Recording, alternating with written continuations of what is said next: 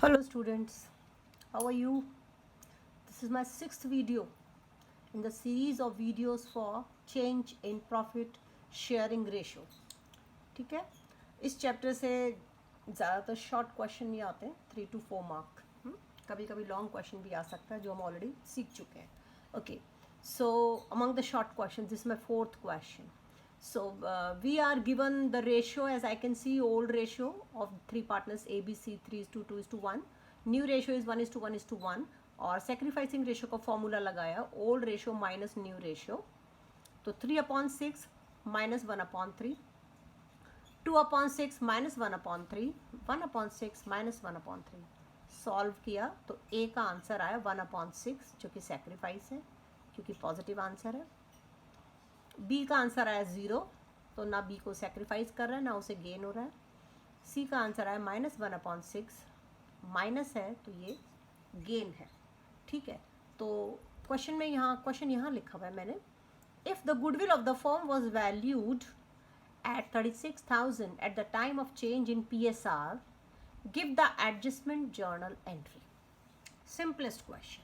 ठीक है, इवन ये क्वेश्चन आजकल MCQ का दौर है तो MCQ में भी आ सकता है, जिसमें डायरेक्ट ये पूछेंगे. ये सारा रफ वर्क हमें जैसे करना है हम वैसे कर सकते हैं. तो यहाँ इस रेशो से ये तो डिसाइड हो गया हमारा जर्नल एंट्री क्या बनेगी. ठीक है, A सेक्रीफाइस कर रहा है तो A क्रेडिट होगा, C को गेन हो रहा है तो C डेबिट होगा. देखिए, C capital account debit to A's capital account. Amount क्या आएगी? अमाउंट फर्म की जो न्यूली एस्टिमेटेड गुडविल 36,000 है, तो 36,000 का 1/6, दोनों का सेम है 1/6 1/6, तो दोनों का 1/6 जब इसे मल्टीप्लाई किया तो आंसर आया 6,000. Easiest question. ठीक है, ओके स्टूडेंट्स, सेम इस क्वेश्चन नंबर 4 को, जो कि मेरी सीरीज का क्वेश्चन 4 है, इसको एज अ क्वेश्चन 8 मैंने ऑल्टरनेटिव मेथड से भी सॉल्व किया है. ठीक है, पिछले 2 साल से बुक्स में इलस्ट्रेशन में हमारा जो पुराना गुडविल का मेथड होता था वो लौट के फिर से आ गया है.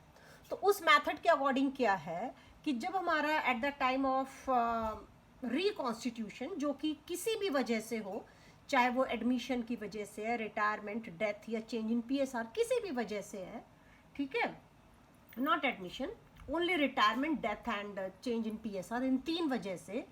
तो उस समय हम गुडविल का दूसरा ऑल्टरनेटिव ट्रीटमेंट ये भी कर सकते हैं कि जो भी हमारी न्यूली एस्टिमेटेड गुडविल है 36,000 ये रही, पहले हम गुडविल अकाउंट को रेज करें ओल्ड रेशो में. तो लिखा है raise goodwill in old ratio, और फिर हम गुडविल को राइट ऑफ कर दे इन न्यू रेशो. ये ऑल्टरनेटिव है, इस वाले सॉल्यूशन का ये ऑल्टरनेटिव है. ठीक है, raise goodwill, new goodwill in old ratio, ये है write off the goodwill in new ratio. ठीक है, तो ओल्ड रेशो थी 3:2:1, इसमें गुडविल को रेज किया. गुडविल को रेज करा मतलब गुडविल अकाउंट खोला, गुडविल को डेबिट किया क्योंकि असेट है, to A to B to C, 3:2:1 ratio में आ गया. 18,000, 12,000, 6,000. यहां गुडविल को हमने राइट ऑफ किया. राइट ऑफ करेंगे तो यानी कि गुडविल अकाउंट क्लोज हो रहा है 36,000 से, और पार्टनर्स डेबिट होंगे. न्यू रेशो में होगा आपकी बार 1:1:1. ठीक है, तो अगर हम इन दोनों का कंबाइन इफेक्ट देखेंगे तो कंबाइन इफेक्ट यही आएगा. C इवेंचुअली डेबिट होगा 6,000 से, A इवेंचुअली क्रेडिट होगा 6,000 से. आप इन दोनों का कंबाइन इफेक्ट खुद लिख करके देख के समझ सकते हैं. Alright, okay. अब हम आते हैं क्वेश्चन नंबर 5 पर. Question number 5, if in the above question number 4, same, आप जैसा कि देखते हैं ज्यादातर मैं क्वेश्चन सेम ही रखती हूँ, सिचुएशन चेंज करती चली जाती हूँ.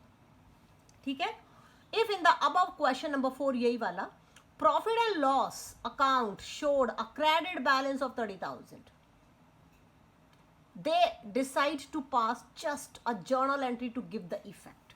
तो यानी कि छोटा सा क्वेश्चन है, वही 3 पार्टनर है ABC, जिनकी ओल्ड रेशो न्यू रेशो वही ऊपर वाले क्वेश्चन की है, और अब की बार सिर्फ क्वेश्चन में एक इंफॉर्मेशन है, P&L अकाउंट का क्रेडिट बैलेंस दिया हुआ है 30,000, और उसके लिए भी क्वेश्चन ये कह रहा है कि give a journal entry just to give the effect. Give the effect मतलब जो कस्टमरी हम अकाउंट्स को क्लोज करते हैं 7 items of the balance sheet, तो वो इसको क्लोज नहीं करेंगे P&L अकाउंट को, रादर सिर्फ उसका इफेक्ट देंगे। तो इफेक्ट देने के लिए वही तरीका होता है। सबसे पहले मैंने डायरेक्ट सैक्रिफाइसिंग रेशियो लिख दिया क्योंकि ऊपर ऑलरेडी हम सॉल्व कर चुके हैं इसको, सेम फिगर्स है। तो जर्नल एंट्री होगी क्योंकि सी को गेन हो रहा है, G for gain, S for sacrifice, तो सी डेबिट होगा, ए क्रेडिट होगा, C is capital account debit to S capital account. Amount 5000, 5000 कहाँ से आया, क्योंकि इस क्वेश्चन में मैंने ये P&L के क्रेडिट बैलेंस यानी कि 30,000 लिया हुआ है, तो इस 30,000 का 1/6 है ना, इससे मल्टीप्लाई किया तो 5000 आ गया। ठीक है, इस क्वेश्चन में ये भी कह सकता था कि भाई okay credit balance is this much of the P&L, just give the necessary journal entry. Necessary journal entry होता तो मतलब हमको इसको क्लोज करना पड़ता, और फिर हमारी जर्नल एंट्री होती profit and loss account debit to S capital to B's capital to C. लेकिन ऐसा नहीं कहा, इसने कहा just give a journal entry to give the effect. Effect का मतलब एडजस्टमेंट जर्नल एंट्री। अब यहाँ पर question number 6, if in above question 4, वही जो शुरू से चलता आ रहा है, profit and loss showed a debit balance. ये profit and loss credit balance का था, यानी कि प्रॉफिट का था, ये लॉस का हो गया। 30,000 अब की बार ये डेबिट बैलेंस दिया हुआ है, और क्वेश्चन क्या कह रहा है, they decide to close the account, या सीधा सीधा लिख देता give the necessary journal entry, ये भी कह सकता था। तो फिर हम क्या करेंगे, दैट इज तो वही हमने पहले डायरेक्ट, मैंने इसका ओल्ड रेशियो की मुझे अभी ज़रूरत है, तो मैंने ओल्ड रेशियो लिखा 3:2:1, और इस लॉस को मैंने क्लोज कर दिया, A debit B debit C debit to P&L account 30,000, क्योंकि ये P&L का डेबिट बैलेंस है, तो इस अकाउंट को क्लोज करना है या नेसेसरी जर्नल एंट्री वो ये है। ठीक है, हो गया। तो मतलब इसमें इफेक्ट नहीं दे रहे हम P&L डेबिट बैलेंस को क्लोज कर रहे हैं। Understand? Okay, 7th, if in above question number 4, वही सेम क्वेश्चन ही ले रही ताकि उसकी old ratio, new ratio, gaining sacrificing ratio same चलती रहे। If in the above question 4 general reserve 6,000 दिया हुआ है, P&L क्रेडिट बैलेंस 24,000 है, एडवर्टाइजिंग डेफर्ड एक्सपेंस 12,000 है, given in partners decided to pass just one adjustment journal entry without affecting the book values. तो अब की बार 3 वैल्यूज दिए, तीनों बैलेंस शीट से रिलेटेड है, और क्वेश्चन क्या कह रहा है, partners decide to pass just one adjustment, मतलब ये अकाउंट्स क्लोज नहीं होंगे जो कि बाय डिफॉल्ट हम क्लोज करते थे, इनका इफेक्ट देना है। इफेक्ट देने के लिए वर्किंग नोट करना पड़ेगा। हमने पहले कॉलम में लिखा, इनके नाम लिखे, general reserve, P&L credit balance, advertising deferred, इनकी वैल्यूज लिखी। थर्ड कॉलम में इनका इफेक्ट लिखा है, किसके ऊपर इनका इफेक्ट, कैपिटल अकाउंट पे इफेक्ट, कि अगर जनरल रिजर्व डिस्ट्रीब्यूट करते हैं तो पार्टनर्स के क्रेडिट में जाता है, P&L क्रेडिट बैलेंस डिस्ट्रीब्यूट करते हैं तो पार्टनर्स के क्रेडिट में जाता है, एडवर्टाइजिंग डेफर्ड एक्सपेंसेस इसको राइट ऑफ करते हैं तो ये पार्टनर्स के डेबिट में जाता है। तो 2 फिगर है क्रेडिट की 6,024 यानी कि 30,000, और डेबिट की एक फिगर है 12,000।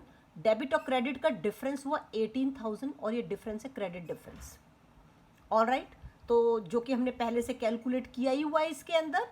हाँ, तो हमारी जर्नल एंट्री क्या बनेगी, C's capital account debit to S capital account, वही यहाँ वही चीज़ चलती आ रही है ना, ये सैक्रिफाइसिंग रेशियो से, ए सैक्रिफाइस कर रहा था, सी गेन कर रहा था, तो यानी कि सी डेबिट होगा, ए क्रेडिट होगा। तो देखो ये लिखा है सी डेबिट हो रहा है, ए क्रेडिट हो रहा है। अमाउंट 3,000 कहाँ से आया, ये जो 18,000 है, ये जो अमाउंट ऑफ एडजस्टमेंट आया, ये वाला 18, इसको 1/6 से मल्टीप्लाई किया। 1/6 से क्यों, क्योंकि ये वही चल रहा है ना, गेन और सैक्रिफाइस 1/6 है, इसलिए। अंडरस्टूड? ठीक है। और इस क्वेश्चन के अंदर अगर हमें रिवाइज्ड बैलेंस शीट बनानी हो तो ये P&L एडवर्टाइजिंग और जनरल रिजर्व ये आएंगे वहाँ पे, क्योंकि ये क्लोज नहीं हुए हैं, सिर्फ इनका इफेक्ट गया है पार्टनर्स कैपिटल अकाउंट में।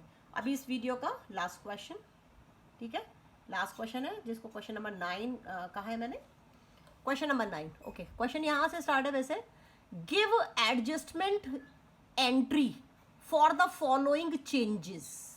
इसमें भी मैं सिर्फ एडजस्टमेंट जर्नल एंट्री मांग रही हूँ।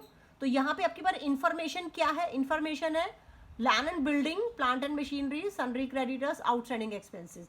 तो यानी कि बैलेंस शीट से रिलेटेड कुछ आइटम्स दिए हुए हैं, इनकी बुक वैल्यू दी हुई है, प्रेजेंट बुक वैल्यू, और इनकी रिवाइज्ड वैल्यू जो कि at the time of change in PSR हम कंसिडर कर रहे हैं, ये क्वेश्चन है। और क्योंकि लैक ऑफ स्पेस की वजह से पूरा क्वेश्चन नहीं लिखती हूँ, तो पार्टनर्स की ओल्ड रेशो ABC की दी हुई है 5:3:2, न्यू रेशो दी हुई है 2:3:5। तो मैंने सैक्रिफाइसिंग रेशो का फॉर्मूला लगाया, ओल्ड माइनस न्यू, तो कैलकुलेट किया। A का सैक्रिफाइस आ रहा है 3/10, ध्यान से देख लो।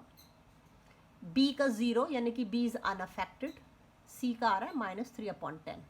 ये पॉजिटिव है तो A सैक्रिफाइस कर रहा है, C गेन कर रहा है। तो ये सैक्रिफाइस और गेन ये चीज़ आते ही जर्नल एंट्री तो डिसाइड हो जाती है। C को गेन हो रहा है तो C देखो जर्नल एंट्री में डेबिट होगा, A होगा। अब है ये अमाउंट कैसे आएगा, 9000 लिखा हुआ है, देखें कैसे आया 9000। तो इसके लिए वर्किंग नोट यहाँ पे किया। पहले हमने सारे एसेट्स के नाम लिखे उसी ऑर्डर में जिस ऑर्डर में क्वेश्चन में दिए हुए, land and building, plant and machinery, creditors, outstanding expense. इनकी जो वैल्यू में चेंज हो रहा है वो लिखेंगे यहाँ पर। लैंड एंड बिल्डिंग पहले 5 लाख की थी, अभी 5,50,000 की हो गई, तो 50,000 इंक्रीज हो गई। 50,000 लिखा और इंक्रीज का एरो भी लगा दिया। और जब भी किसी असेट की वैल्यू इंक्रीज होती है तो पार्टनर के कैपिटल अकाउंट पे उसके क्या इफेक्ट होता है, पार्टनर तो फिर क्रेडिट होता है, उसको फायदा होता है, credit effect. Plant and machinery पहले 250 का था, 240 का हो गया, 10,000 डिक्रीज हो गया, तो यहाँ 10,000 लिखकर डिक्रीज का एरो लगाया। और अगर किसी असेट की वैल्यू डिक्रीज होती है तो पार्टनर्स के लिए लॉस होती है, तो मतलब पार्टनर डेबिट होगा, तो यहाँ डेबिट, उसका इफेक्ट डेबिट लिख दिया। क्रेडिटर जो कि एक लाइबिलिटी है, पहले 60,000 की थी, अभी 55 की होगी, तो 5,000 लाइबिलिटी डिक्रीज हो गई, 5,000 लेकर डिक्रीज का एरो लगाया। और कोई लाइबिलिटी जब डिक्रीज होती है तो वो पार्टनर के लिए फायदा होता है, गेन होता है, तो पार्टनर क्रेडिट हो गया, यहाँ क्रेडिट लिख दिया। ठीक है। आउटस्टैंडिंग एक्सपेंस पहले 60 थे, अभी 75 हो गए, यानी कि लाइबिलिटी इंक्रीज हो गई। 15,000 से लाइबिलिटी इंक्रीज, तो कोई लाइबिलिटी इंक्रीज होती तो पार्टनर के लिए तो वो लॉस है ना, तो डेबिट लिखा।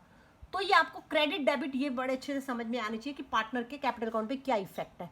तो अभी मेरे क्रेडिट हो गए, 2 क्रेडिट है यहाँ पर, 50,000 और 5, ये 55,000 जो है क्रेडिट है, और डेबिट है 25,000, तो दोनों का डिफरेंस आया 30,000। डेबिट क्रेडिट डिफरेंस 30,000 और ये क्रेडिट डिफरेंस है 30,000। ठीक है। तो अमाउंट ऑफ एडजस्टमेंट इस वाली जर्नल एंट्री के लिए यहाँ पर निकाला 30,000 का। ए का कितना अमाउंट आएगा, ए का वही सेक्रीफाइस 3/10, तो 30,000 मल्टीप्लाई बाय 3/10 9,000 आ गया। और सी का भी 30,000 मल्टीप्लाई बाय 3/10 9,000, तो इस तरीके से 9,000 आ गया। ठीक है। तो आई होप आपको समझ आया होगा। बेटर अंडरस्टैंडिंग के लिए दोबारा देखिए। Thank you.